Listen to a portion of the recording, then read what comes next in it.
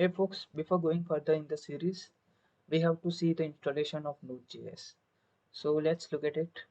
Just type here Node.js download, and this is the first link.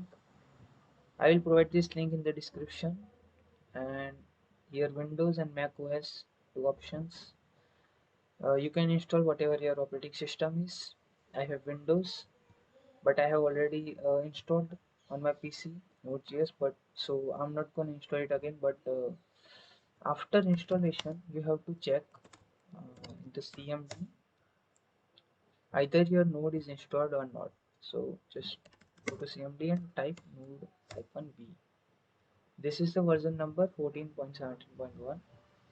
So if you are not able to see this kind of thing, then it might happen that your node is not installed in your PC properly. So just kindly recheck it or reinstall it.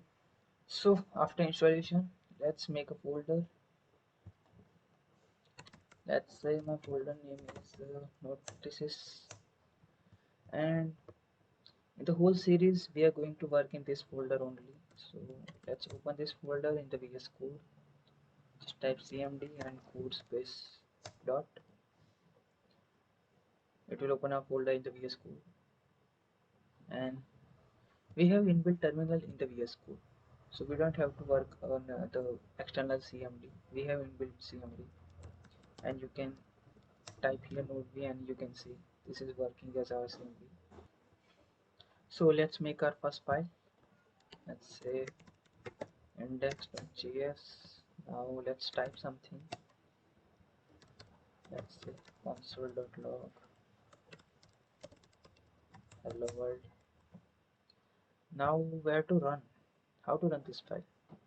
So for running this file, we have to type here node, then our file name index.js, and press enter. And you can see hello world. The output is here. So that's how we can run our Node.js application, and this is going to be your installation steps. And that's it for this video. We're going to see further in our upcoming videos. So thank you for watching. Bye bye.